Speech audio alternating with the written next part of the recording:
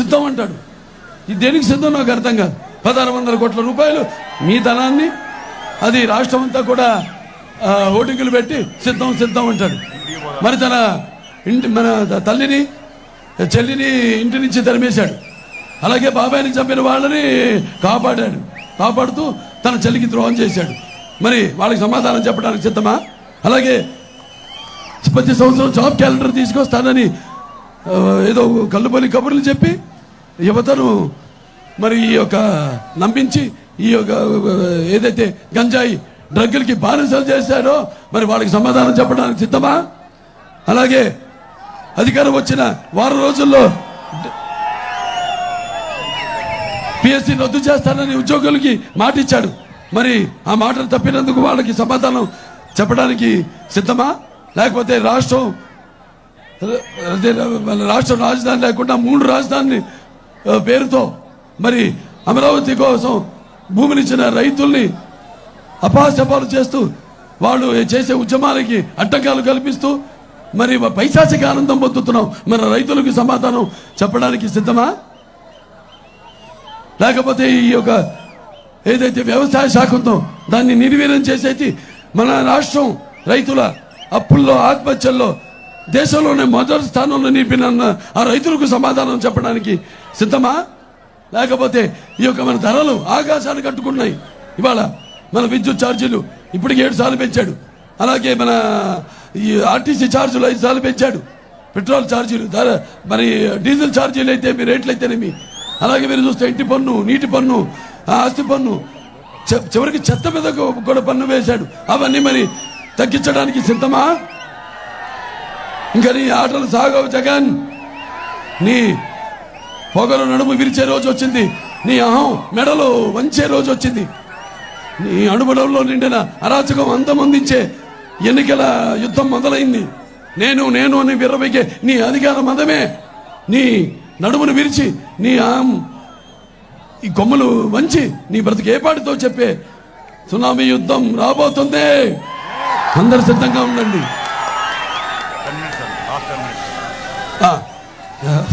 సరే, అలాగే ఇవాళ మీరందరూ కూడా మన రాష్ట్రాన్ని నిలబెత్తున్న గోతులు పూడ్చి 100 ఏళ్ళు వెనక్కి తీసుకెళ్ళిపోయాడు ఈ జగన్.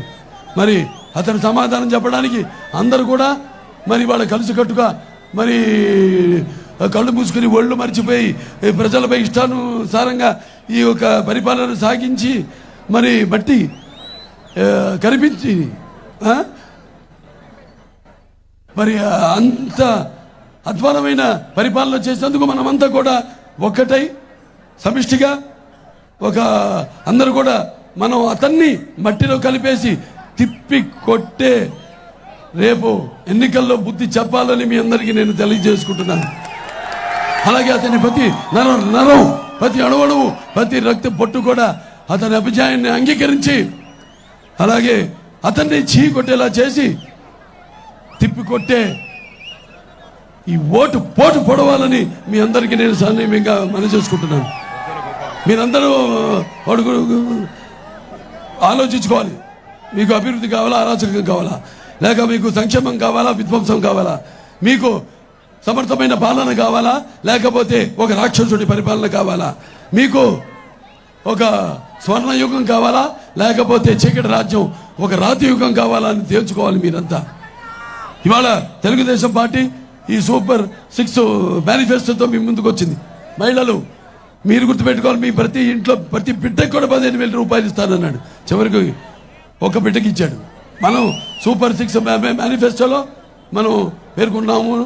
మనం సంవత్సరానికి 3 గ్యాస్ సిలిండర్లు ఉచితంగా ఇస్తామని, ఆర్టీసీ బస్సులో ఉచితంగా ప్రయాణ సౌకర్యాలు ఇస్తామని, అలాగే పుట్టిన ప్రతి బిడ్డకు కూడా చదువుకునే బిడ్డకు 15,000 రూపాయలు ఇస్తామని, అలాగే ప్రతి మహిళకు కూడా 1,500 రూపాయలు ఇస్తామని, అలాగే ఈ యొక్క రైతులకి 20,000 రూపాయలు సంవత్సరానికి బీమా ఇస్తామని, అలాగే నిరుద్యోగులు మెగా డిఎస్సి తీసుకొస్తామని, ప్రతి సంవత్సరం 2 లక్షల ఉద్యోగాలు ఇప్పిస్తామని, అలాగే నిరుద్యోగ ప్రతి 3,000 రూపాయలు ఇస్తామని, అలాగే ఏదైతే పెన్షన్ ఉందో వృద్ధాప్య పెన్షన్ 3,000 నుంచి దాన్ని 4,000కు చేస్తామని ఇన్ని పేర్కొన్నాం.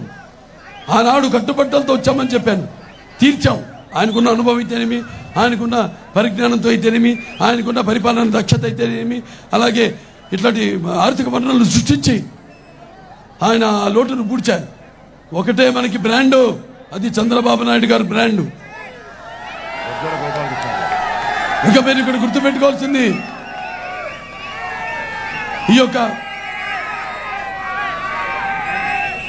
ముఖ్యంగా ఇప్పుడు మీరు ఇక్కడ గుర్తుపెట్టుకోవాల్సింది ఈ యొక్క జగన్ యొక్క ఈ జగన్ రౌడీ రాజ్యానికి నిదర్శనం ఇక్కడ ఈ నియోజకవర్గంలో మన తెలుగుదేశం అభ్యర్థి సుధీర్ రెడ్డి గారి మీద హత్యాయత్నం, అలాగే శ్రీకాళహస్తి అసలు అన్నిటికీ విరుద్ధంగా రూల్స్కి పాటించకుండా వాటికి విరుద్ధంగా కొండల మీద ఈ యొక్క మైనింగ్ చేయిస్తున్నాడు. అలాగే 4 ఏవైతే ఉన్నాయో మొత్తం శ్రీకాళహస్తి, లేకపోతే ఏర్పేడు, కొట్టంపేడు, దొరతోట, ఇక్కడ రేణుగుంట, ఇక్కడ అన్ని కూడా నిబంధనలకు విరుద్ధంగా ఈ తవ్వకాలు జరుగుతున్నాయి. అలాగే ఏదైతే మెట్ట ప్రాంతం రైతులు ఉన్నారో వాళ్ళకు సాగునీటి ఇవ్వడం కోసం ఏదైతే మనం ఈ యొక్క సోమశీల ప్రాజెక్ట్ నుంచి స్వర్ణముఖికి వాళ్ళు లింకు కాలువ ద్వారా నీళ్లు ఇస్తామని మాట ఇచ్చాడు జగన్. ఇప్పటిదాకా దాన్ని అసలు పన్ను కూడా ఏది మొదలు పెట్టని పాపానికి పోయాడు.